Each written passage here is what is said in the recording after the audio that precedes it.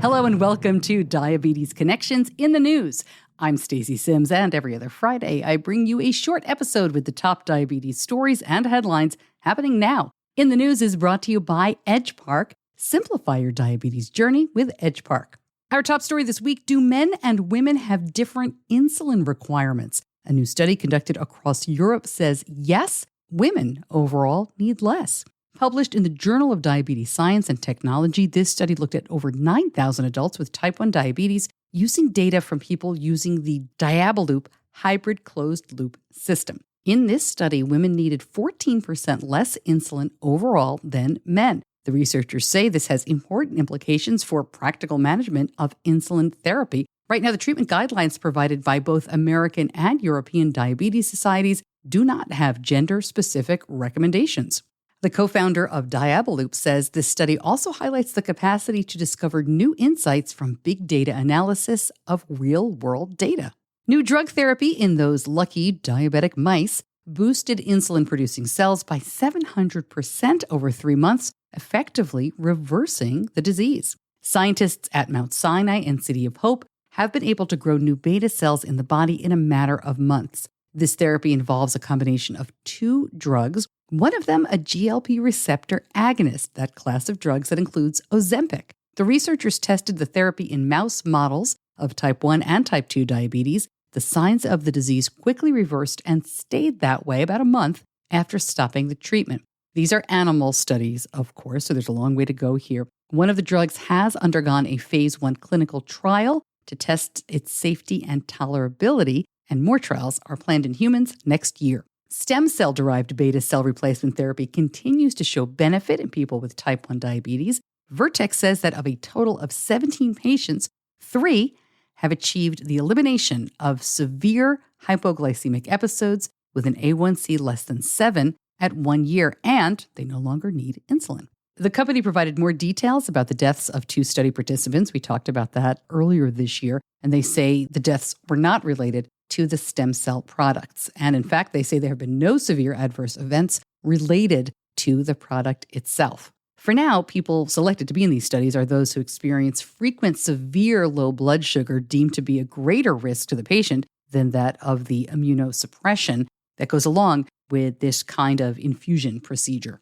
Still lots of COVID research coming in about type 1. A German study suggesting COVID-19 may speed up progression of existing but pre-symptomatic T1D in kids. And these researchers had been screening and following children in an early pre-symptomatic stage of type 1 for several years before the pandemic. They noticed an increase in the incidence of clinical type 1, nearly doubled after the pandemic started. There are theories as to why the virus can infect the pancreatic islets, causing damage or changes in the beta cells, generalized inflammation during the infection, a stimulation of the immune response, and there could be metabolic stress from the infection. They're really not sure about all of that, so that research is ongoing. They're also looking into whether vaccination against COVID-19 may protect pre-symptomatic type 1 kids. They're doing a clinical trial of children with genetic risk factors for the condition in Germany right now.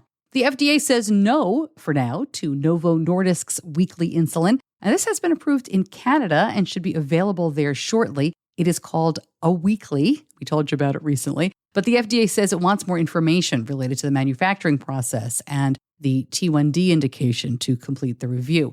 Novo says it does not expect to be able to fulfill that request this year and that it will work closely with the FDA. So we're not closing the door on this completely in the U.S. The FDA is following its panel's vote against the use of weekly insulin icodec. We brought you that story recently because of the risk of low blood sugar that seems to go along with it. A couple of weeks ago, we spoke to the attorneys taking on CGM monitoring in schools. They have helped a family in Connecticut now and set a precedent. A child with autism and diabetes was not getting reasonable accommodations under the Federal Americans with Disabilities Act in a public preschool program. I'm going to link up the press release from the Department of Justice, but this family wasn't getting support. It wasn't safe. The lawyers here tell me this ruling and settlement is going to help them go forward as they try to make schools compliant with CGM as a reasonable accommodation, which the DOJ has said it is.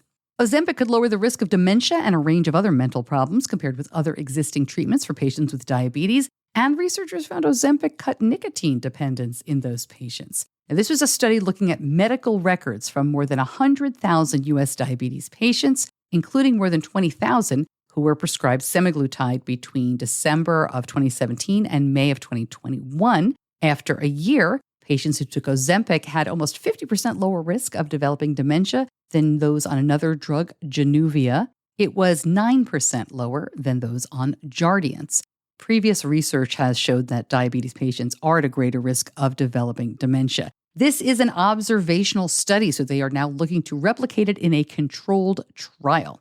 Right back to the news in just a minute, but first, Diabetes Connections in the News is brought to you by Edgepark. Life is busy. Managing diabetes is a daily commitment. Edgepark can help you say goodbye to the worry of managing your diabetes supplies with a variety of cutting-edge insulin delivery systems from brands like Medtronic and Tandem. Plus, Edgepark accepts most insurance plans and handles the paperwork, so you can simplify your life, your diabetes care, and your budget in one click. Go to diabetes-connections.com and click on the Edgepark logo to learn more. Back to the news now, and I've been getting a lot of questions about Omnipod 5 with Dexcom G7 integration. Quick update for you. It is now available through select pharmacies, full availability expected this fall. Now, the new pods are going to be compatible with both G6 and G7. The prescription code will stay the same as the current Omnipod 5 pods, so that means you're going to have similar insurance coverage and access.